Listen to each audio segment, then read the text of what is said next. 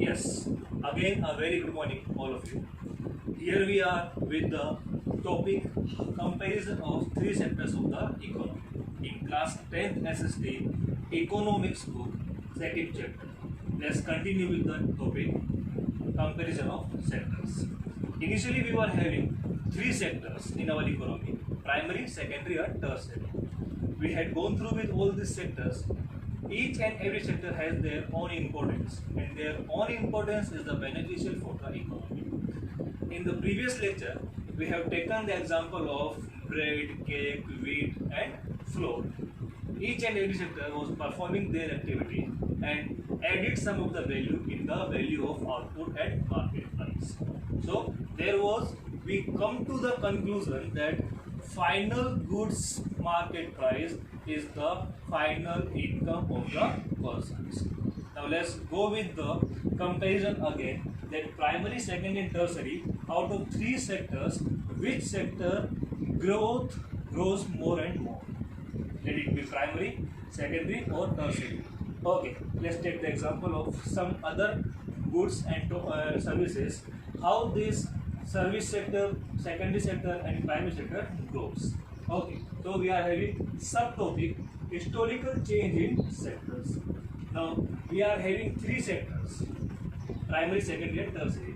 After the independence, when our economy goes on development, there were three sectors in the economy, but which sector has gradually growth more and more? Okay, here we are having the first point, at initial stage of development. At initial का मतलब होता है शुरुआती दौर. At initial stage of development, primary sector means agriculture sector. Primary sector means agriculture sector. Primary sector was the important sector. Why? Because of innovations in farming sector. As primary sector associated with the farming sector, farming is one of the important activity in primary sector. Initially we were not having the tools, modern techniques for the farming, but right now we are having more and more modern techniques, tools, and we are having irrigation facilities. So primary sector grows more and more at initial stage of development. Then what happened? The second point, now people started working in industry and gradually it became the most important. From primary, they have shifted in secondary. What could be the reason over there? The only reason is that the primary sector, in this primary sector, we are having the important sector, that is farming. That farming is not organized. This farming is not that much developed which we want, because it depends on the rain. It depends on the rain, it depends on the weather. If the rain will be there appropriate, then the farming goes on growth. But due to lack of rain, farming again get deteriorated, and farming is not the good sector for the income source of the people. So people now want the security of job. Where they will get the security of job? They will get the security of job in only and only secondary sector, whereas primary sector will not give them the security. So persons shifted from primary sector to secondary sector, and people started working in industry, and gradually it became the most important. Now on initial stage we are having the important sector, primary sector, but right now we are having the important sector of industry. Why? Because people shifted from village to cities. That is rural to urban. This is called migration of people. This migration of people deteriorates the primary sector and goes on the secondary sector. It means that secondary sector goes on development. So this was the historical change from primary to secondary. Now what happens in the third stage? This innovation of secondary sector. Whose innovation? Innovation of secondary sector leads to start of service such as banking, health, education, etc. Now my dear friends, secondary sector is one of the sector which wants four factors of economy. It means it wants land, it wants labor, it wants capital, and it wants entrepreneur. So land, labor, capital, these are the three main factors of any secondary sector. And this factor wants the services. Services such as banking, transportation, health, education. A healthy person can able to produce more and more goods and services. So health is the basic requirement. Second, education. Why? Because a skilled person can only work in the industry. So health and education are the important factor to work under the secondary, and this secondary sector leads to start of service sector. Why? Because service sector provides the banking, health and education. Health means the hospitality will be there, hospitals, doctors, if that will be there, it means that we are having the good health. If the education field means teachers are there who are providing the services, it means students are getting educated. So teaching, doctor and banking, these are the services which comes under the tertiary sector, and tertiary sector leads because of the development of secondary sector. Why the secondary sector gets developed? Because secondary sector is the manufacturing sector, and manufacturing sector provides the security of jobs, whereas primary sector is unable to provide security of job. Why? Because it's uncertain, it depends on the rain. Understood? The one example, it depends on the rain. Okay. Now in fourth point, we are having this service sector has become the most important. This service sector has become the most important sector in terms of total production and started employing more person. Okay, again go through with the first step. Initial stage of development, we are having the important sector, that is primary sector. Why? Because it provides the farming activity, and in that farming activity many of people was engaged, but people have found themselves unsecure in the job, then they move from farming to secondary. It means the migration of people from primary sector to secondary sector. Why? Because secondary sector provides the security of jobs. So on second stage we are having the important sector is service, right? It's a secondary sector. But what the secondary sector did? Secondary sector leads to the service sector. Why? Because of the factor of economy. Factor of economy is land, labor, capital and entrepreneur. And these four basic needs requirement are necessity for the secondary sector. And these four necessity of factors will be fulfilled by the service sector only. Why? Because service sector provides the facility of banking, facility of health and facility of education. Now, these all are the service sectors. These all are the services comes under the service sector, and service sector becomes the more important, and now service sector is the only sector which provides the more and more employment to the persons. Why? Because service sector is the only sector which connects the primary to secondary and secondary to primary. So between primary and secondary sector there is a link, that is service sector. If service sector will not be there, it means primary and secondary both cannot be able to work. Understood? So this was the historical change where we were having the first stage of development, then we are having the most important stages, farming sector, then secondary, and then we went to the service. Understood? Okay. Let's move to the contribution in GDP. Contribution in GDP means GDP is the sum total of final goods and services produced within the three sectors in a particular year. Understood? Okay. So GDP is the sum total of final goods value. Okay. Okay. What is given over here? In 2013-14, tertiary sector has contributed maximum to the GDP. Now, the tertiary sector means service sector. This is the one of the sector in three sectors: primary, secondary, and tertiary.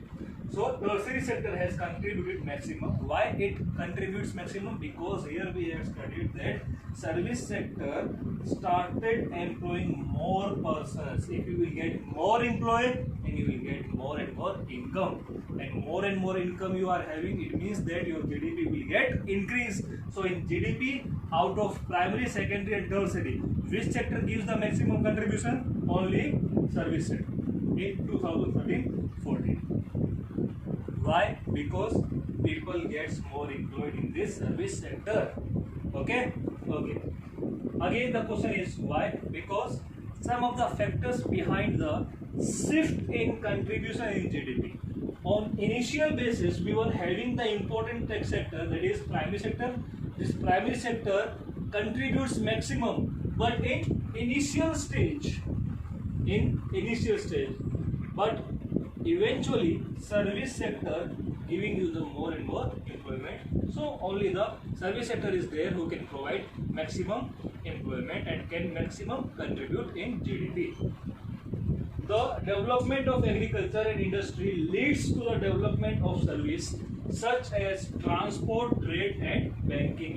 Each and every sector, primary as well as secondary, these both sectors requires banking facility, and banking facility comes under the service sector. That is why contribution in GDP is of service sector. Okay. We were talking about the employment. But in primary sector, आप लोग देखते होंगे maximum person जो है हमारे यहाँ पर गांव से लीड करते हैं, और वो लोग क्या करते हैं, अपने खेत में फार्म के अंदर अपने खुद ही घर के लोग काम करते हैं. जहाँ पर फार्मिंग में 2 लोगों की जरूरत होती है, वहाँ 4 लोग. अब 2 लोगों की जरूरत है और कितने लोग हैं? 4 लोग हैं. और वो 4 लोग काम कर रहे हैं, हमें दिखाई दे रहा है कि they are working, but they are not working. Why? Because जो काम 2 लोगों का था, जो इनकम 2 लोगों की थी, वो 4 लोगों में बट गई. तो बाकी के 2 लोग जो थे काम कर रहे थे, बाकी 2 लोग जो थे वो क्या थे? Disguised unemployment. क्या थे? Disguised unemployment. ये वर्ड मैंने यहाँ पर लिखा है, डिस्गाइज्ड अनएम्प्लॉयमेंट. क्यों? Because they are working but they are not adding any income in the GDP. Why? Because the farm is limited, their income is limited, but that limited income is distributed in 4 members. In how many members? In 4 members. जबकि वो काम कितने लोगों का था? 2 लोगों का, और इनकम कितने में बढ़ गई? 4 लोगों में. तो बाकी जो 2 लोग काम कर रहे हैं वो एक्स्ट्रा काम कर रहे हैं, और वो लोग GDP में कंट्रीब्यूट कर पा रहे नहीं है. इसीलिए जो लोग हमें दिखाई दे रहे हैं काम करते हुए, एक्चुअल उनकी इनकम कुछ नहीं है, ऐसे लोगों को हम लोग बोलते हैं डिस्गाइज्ड अनएम्प्लॉयमेंट. अब देखते हैं डेफिनेशन इसकी. More people engaged in agriculture than the necessity. अब नेसेसिटी कितने की थी? 2 लोगों की थी. काम कितने लोगों ने किया? 4 लोगों ने. So more people engaged in agriculture than the necessity. This kind of underemployment is hidden in contrast to someone who does not have a job, and it is called disguised unemployment. इसका मतलब ये कि वो जो extra 2 लोग थे वो free थे, उनके पास कोई काम नहीं था, इसलिए वो कहाँ पर आ गए थे? फार्म में काम करने के लिए, और सारी की सारी इनकम चारों में डिस्ट्रीब्यूट हो गई. इसलिए GDP के अंदर उनका कोई भी इनकम का सोर्स ऐड हुआ नहीं. So this was the disguised unemployment. अब अनएम्प्लॉयमेंट है तो उसे कम करना पड़ेगा. अब अनएम्प्लॉयमेंट कम करें, इसका मतलब ये कि हमें एम्प्लॉयमेंट क्रिएट करना पड़ेगा. We need to create employment, but how we can increase the employment, that will be our next topic. The question is still there, how can we increase employment? This how is very important. Why? Because how gives you the answer.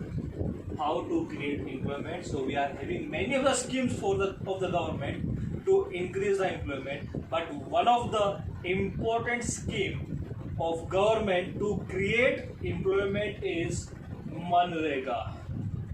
This is known as Mahatma Gandhi National Rural Employment Guarantee Act 2005, because it is initiated in 2005.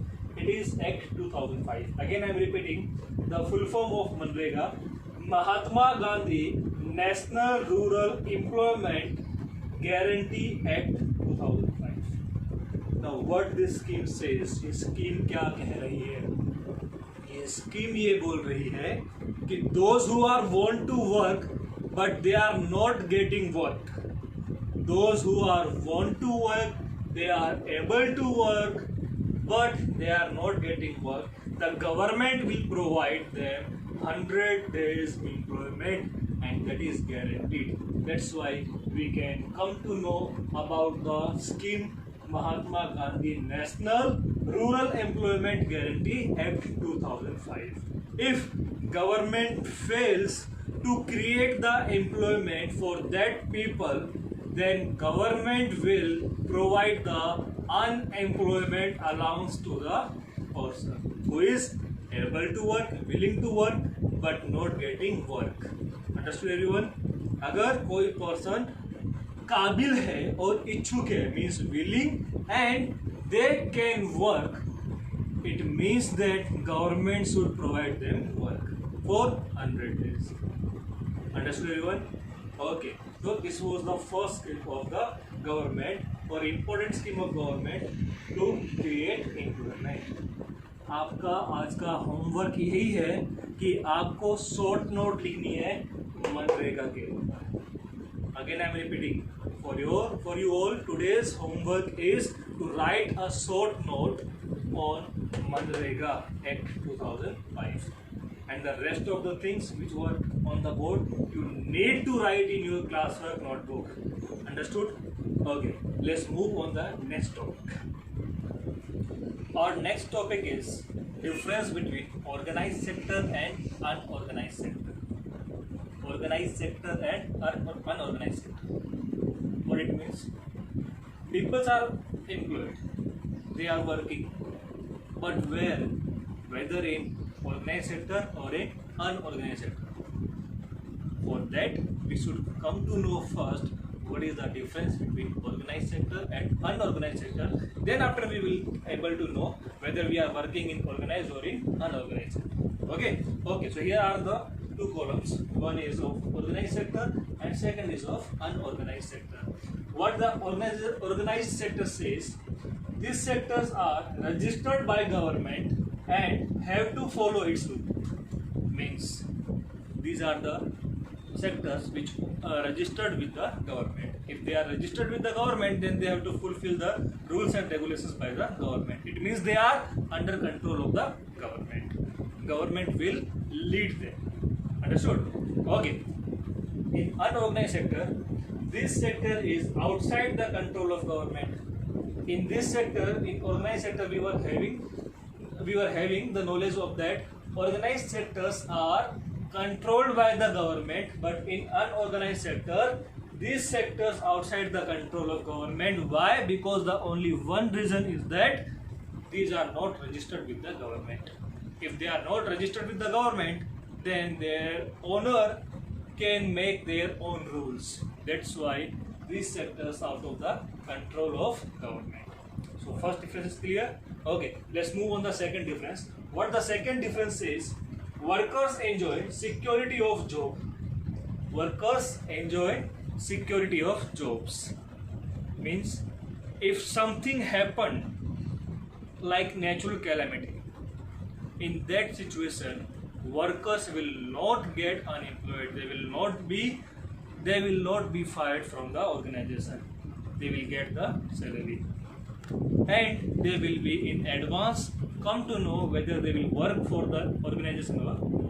It means there is a security of job. But in this unorganized sector, there is no job security. I was already explained you the movement of persons from rural to urban area, migration. They comes from the primary sector to secondary sector. Why? Because of the job security. The farming sector do not have the job security. It depends on the rain. Understood? So this was the second difference between organized and unorganized. Organized sector has the security of job, whereas unorganized sector do not have the security of job. Why? Because they do not comes under the rules and regulations of government. they are out of the control of government. Okay, now let's move forward for the third point. Workers expected to work for fixed number of hours. In the organized sector, workers are abided with the law that they will work for the fixed number of hours. Let it be 6, let it be 8, let it be 10. Only fixed number of hours. Understood? So workers will not go for the beyond the number of fixed hours. If they will go for the work on expected hours, then they will get the overtime payment. Means government has initiated a law that the worker will work for the 8 hours. वो 8 घंटे के लिए काम करेंगे, but they will work for 9 hours due to some circumstances. Then they will get the salary for 1 extra hour because they are abide by the rule of 8 hours only. They cannot work for 9 hours. If the situation occurs, then they will get the overtime payment. Understood? But in this, there is no pay for overtime working. Why? Again, this is the outside the control of government. Why? Because they are not registered with the government, so they will not follow the rule of government. Only the owner will make their own rule. That's why workers cannot able to get overtime payment. Understood? Okay. The last point of organized and unorganized sectors differences is workers get paid leave, PF, etc. What is paid leave? Because government provides some leave to their employee, they will get the payment for that leave, for that absence. That is called paid leave. Whereas in unorganized sector, there is no such rule. So the workers who are working in unorganized sector will not get the paid leave. They will not get any kind of leave. Understood? So this was the differences between organized sector and unorganized sector. Probably it will be asked for 3 marks. Probably it will be asked for 3 marks in your board examination. So from this lecture, you will come to know that what is the difference between organized and unorganized sector, and you will secure 3 marks easily. So go through with this point, write in your classwork notebook as well as in your homework notebook. So today there are 2 homework. One is the write a short note on Manrega and write the differences between organized sector and unorganized sector. Organized sector and unorganized sector. These are the two questions for your homework. So this was for the today's lecture. We will continue in third lecture, and that will be the end of our